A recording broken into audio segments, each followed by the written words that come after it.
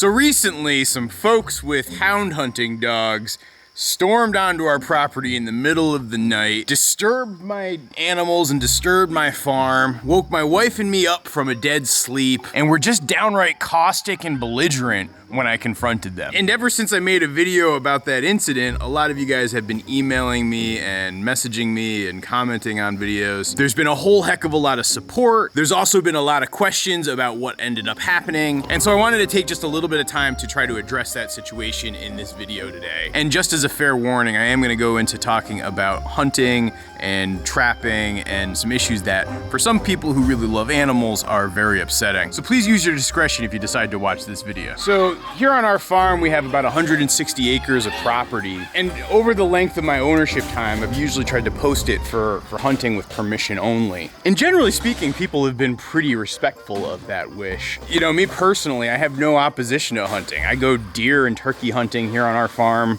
pretty regularly just myself. And we've got some friends and neighbors here in Peacham that we welcome to come on here too, because they're people I know and they're people I can trust to act the right way. And what I don't like to have to contend with is having strangers who just show up on our farm that I don't know, that I don't have confidence will respect me. So like I said though, the other day, a commercial hunting guide along with a handful of folks from out of state were wandering through our farm, pretty much right behind the garden where you see right there was where I actually confronted them. You know, it was darn near midnight when all this went down. And when I confronted them, they got belligerent with me and they said that they had their dogs here and that they had permission to hunt this land, which is BS because again, we have about 160 acres of property here. The road frontage from the point I'm standing at right now goes, well, almost a third of a mile down the road to where my neighbor's back lot ends up. And admittedly, I was really pissed off from that whole confrontation. It didn't feel good. It was not something that made me happy. My dog was freaked out. My birds were freaked out. The whole situation was a mess. I'll leave a link to that video if you want the blow-by-blow details. But actually what's troubling me is it's actually the things that have happened since then. Hey, Mr. Toby Dog. I know you were quite freaked out by that incident that night. As upset as I was about those folks who stormed onto the property, Mr. Toby Dog here, he was even more upset. I mean, luckily we have this 5-foot high fence with an electrical top wire. But if I think back to how my farm was set up last year, things could have gone very, very badly. Thinking about exploring in here, Molly? You're totally welcome to come in, you know. No, not your style yet? That's cool. When I think about the idea of hound hunting, there's like an image in my mind. He's a boy, Jenny. A boy ought to have a dog. Where you picture like that book, Where the Red Fern Grows, which was like one of my favorites as a kid, where the little Appalachian boy gets 2 dogs that he saves up money for and he trains them to be coonhounds, and little Dan and Big Ann, or maybe the other way around, run through the woods looking for raccoons and winning the little boy some contests. Good morning, big chickens. So prior to that incident the other day, that was very much the image I had in my mind of hound hunting. The thing is, after that incident, I did a lot more research, and just in case you guys aren't aware, modern hound hunting looks nothing like that. Just trying to work him out there.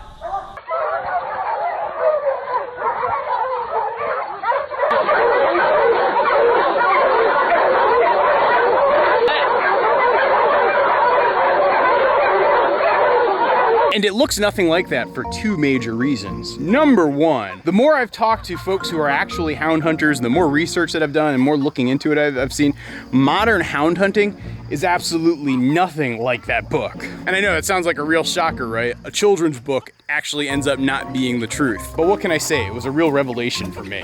Morning, little chickens. You see, modern hound hunting is different because number 1, you have this image of a lone dog or 2 going through the forest trying to pick up a stray scent. Good morning, weird chickens! But oftentimes what it actually is are packs of dogs running through the forest doing their thing. Whether it's a bear or a raccoon or a coyote, they are absolutely ravaging the countryside with swarms of dogs going after these poor soul creatures. Plain and simple, it's just not a fair fight, and it's not a game of skill.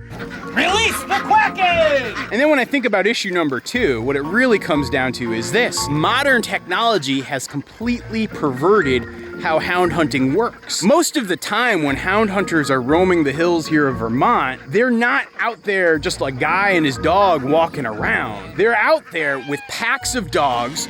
They're driving up and down the road in trucks.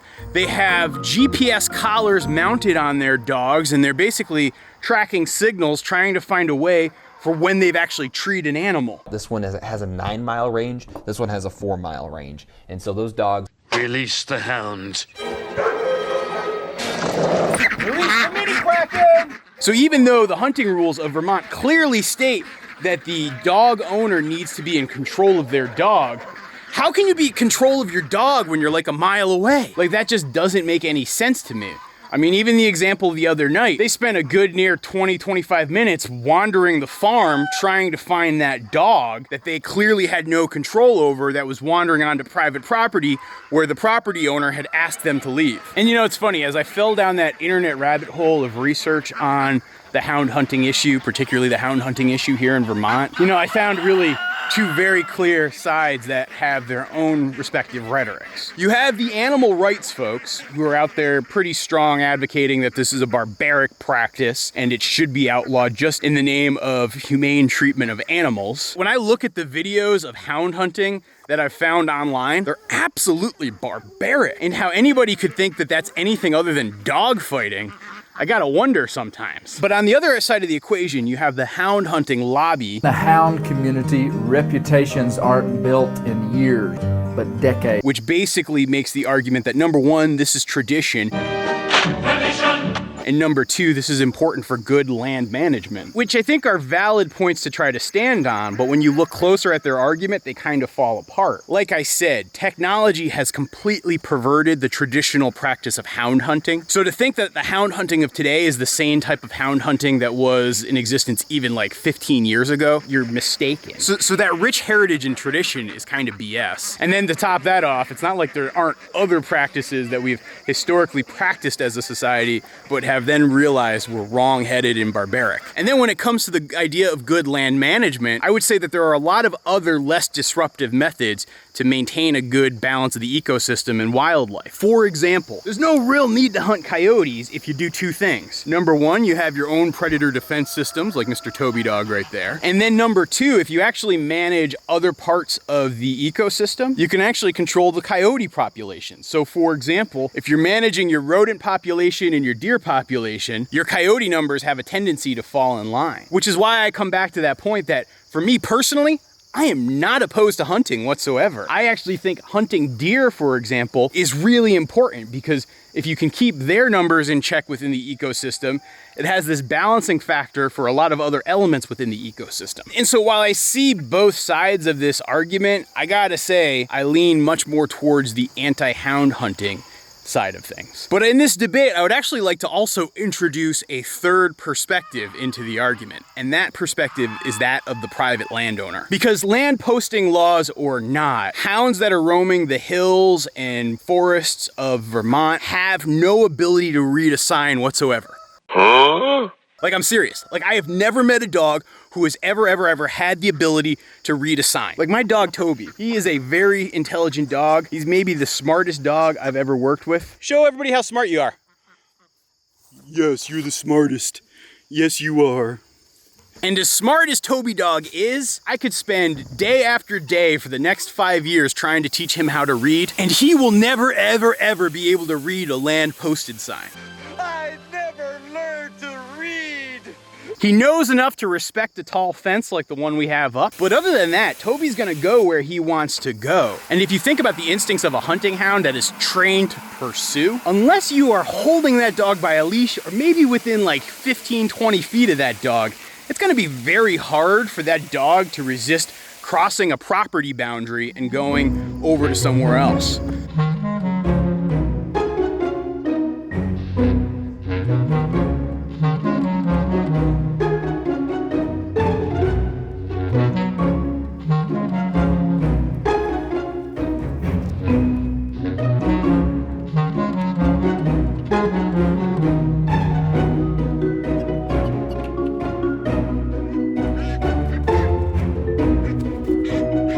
Okay, girl. I'm here to soothe your savaged feet. So this duck has bumblefoot, so I'm soaking it in Epsom salts and warm water to treat it. It's okay. Hey, it's okay, girl. So I found that the best way to do bumblefoot treatment is to have them in a 5-gallon bucket and cut a hole, so when she's a little less scared, she can pop her head out. I'll let her soak like that for about an hour or so. I'm gonna try this soaking treatment for a few more days to see if there's any improvement in her bumblefoot, but if not, we might have to turn towards surgery. Allison's working an overnight shift at the hospital right now, so I'm not gonna try to make her do that today, but we'll give it a couple more days. As you guys saw in my last video, I let my 2 new barn cats, Molly and Ginny, out of the barn, and they're now free and starting to explore the farm. They're also getting to know Mr. Pablo barn cat here. He's not quite sure what to make of them. He's actually been relatively friendly. Molly there in the front, she's been a lot more protective of Ginny, and so she's hissed a bit at Pablo. But all in all, I think they're gonna actually end up being pretty copacetic as the barn cats get used to each other. So Ginny barn cat has found her new favorite hangout spot, and it's up on the 2nd floor of the barn, where she can watch over Pablo, make sure he doesn't cause trouble for her. And her mom, Molly, can wander around and play. And from up there, she's got a nice view of absolutely everything. You know, ever since I made that video last week, I've been getting stories from folks, friends, people I don't know, but folks from all over the state of Vermont. And they have had these eerily similar stories about hunters with hounds showing up on their property, going through, maybe even asking permission, and oftentimes almost guilting the landowner into trying to let them have access to the land so that they can hunt a bear or a coyote or a raccoon or whatever they're chasing. I know I'm about to say something that's gonna probably annoy a lot of my more left-leaning friends, but what good are property rights if you're having to put up with that sort of invasion? What good are property rights as a landowner and a taxpayer here in Vermont, where I've got folks showing up at my house in the middle of the night with packs of dogs roaming through the fields, scaring my wife, scaring my animals, disrupting my sleep? So now I know a lot of you guys are still wondering, well, what happened to me and my farm personally in the incident with the trespassers the other night? I will get to that in a moment.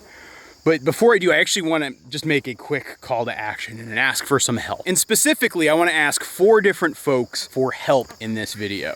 And I'm gonna leverage the experience that I had this past spring with my work with Tractor Supply to see if we can't impact some positive change right here in Vermont using similar methods. The first person I'm gonna ask for help from is Governor Phil Scott, the governor of the great state of Vermont. You know, for you folks who live outside of the state of Vermont, you might not know who Phil Scott is, but generally speaking, I'm a pretty big fan of his, which in this day and age is actually quite rare for a Republican. But Phil Scott is great when it comes to a lot of the matters impacting our state here in Vermont, and I find that ideologically I side with him on a whole host of things. But one of the things I'm most surprised about is because he is a big believer in protecting the rights of the property owner and really protecting the rights of the citizens of Vermont, I'm actually very curious about his position specifically. Where does he stand on this issue?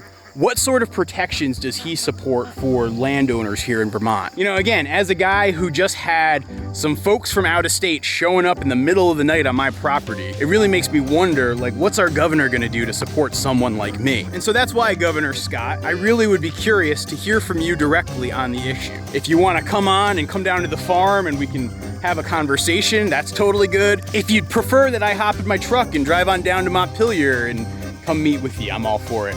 Or even if you just wanna, like, I don't know, send me a Snapchat or something.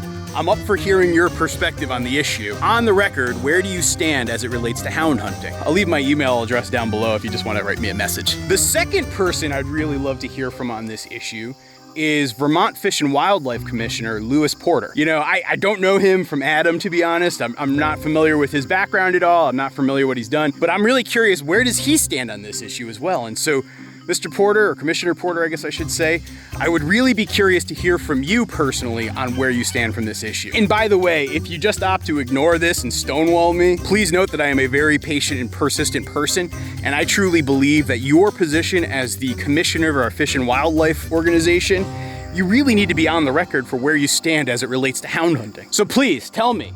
You're welcome to come out to the farm. I'm happy to go down and see you at Montpelier. We could do a Skype call. Like, I'm totally up for whatever mode of communication you want. But what I really want to hear, again, from both you and Governor Scott, is where do you stand on this issue? Number 3, I'd really be curious to hear from members of the Vermont General Assembly. So the Vermont General Assembly is the houses of legislature for us here in Vermont, comprised of a number of different folks. I know that there have been a couple of bills that have been drafted over the last few years, but they've never really gotten much traction. Why is that, Vermont General Assembly? Why do you still support hound hunting? And then finally, the person I would love to hear from is you guys, the viewer. Whether you live in the state of Vermont or you don't, I'd really be curious to hear your points of view. I've also set up a special petition. I'll leave a link for that down below as well. Feel free to sign it to show your support for trying to ban hound hunting here in Vermont. And again, to be crystal clear, this is not a ban on using dogs to track the scent of an animal alone. What this is a ban on is using dogs to tree animals and pursue animals in a way that you can hunt them. I think having some sort of law like this in place will make Vermont a much safer place, as well as a much more humane and sportsmanlike place for the hunters. So please, if you want to do anything to help me out here, signing that petition helps gain more attention to this issue. Again, that was another one of my experiences from the whole work we did with Tractor Supply this past spring. And then also, if you're a viewer and you'd like to reach out to either Governor Scott or Commissioner Porter or any members of the General Assembly, I'll leave links down below if you want to reach out to them too. I gotta say, I just had an experience that has left me very, very frustrated and rather angry, to be very blunt. And so to be perfectly honest, I am not letting this one go. And I'll be talking about this one in upcoming videos on a fairly regular basis. Pablo and Molly are starting to get used to each other. Molly's still starting to explore the barnyard though. Now, for those of you guys wondering what happened here on our farm to the folks who were trespassing, let me give you finally the answer. So like I said in the last video, the game warden and the state troopers showed up very shortly after Allison, my wife, called for help. They were very polite, they were very courteous, they were very helpful, they did a great job. But unfortunately, I was unable to press charges, and here's why. So as I mentioned in that last video, Vermont has some extremely onerous land posting laws. So if you don't want people hunting on your land, you actually have to once a year ensure that you have dated signs up around the entire perimeter of your property. You can't just mark a tree, you have to actually post a sign, and on an annual basis you have to go around and update that sign, which again, when you have a 160 acre farm like we do, it's not an easy task. And those signs that you put up there, they have to be placed every 400 feet. So for us here, that means a lot of signs, so many that I have to actually go back and check my records and post it up here. So it's expensive, it's hard to maintain, and surprisingly, those signs often vanish because I don't know if it's just Vermont weather knocking down signs or maybe a malicious hunter. More often than not, when I'm out there doing my posting of signs on a pretty regular basis, I'm finding that a large chunk of those signs have gone missing. Now, usually I do my posting in the fall just because it's easier to walk around the property. It's also hunting season, so it's good to have the fresh signs up. And so that, plus the fact that in order to be technically posted, you have to register with your town clerk on an annual basis to say that you're posted. And you actually have to do it at the beginning of the year. So I was actually under this impression that you had to do it like once a year, so every 12 months. And instead, it's actually, you have to do it in January to be in effect for the entire year. And so while I thought my land was posted, technically speaking, because I had signs that were out of date, because I had signs that were spaced further than 400 feet apart because some of them had fallen down, and because I had updated my record at the wrong time of year, my land was not technically posted. And so, technically speaking, having these people show up on our farm in the middle of the night with a pack of dogs roaming through our field was totally legal. Which again, if you want to know why I'm so ticked off about this whole issue, it really comes down to that. You know, from a landowner's perspective, Vermont's posting laws absolutely suck.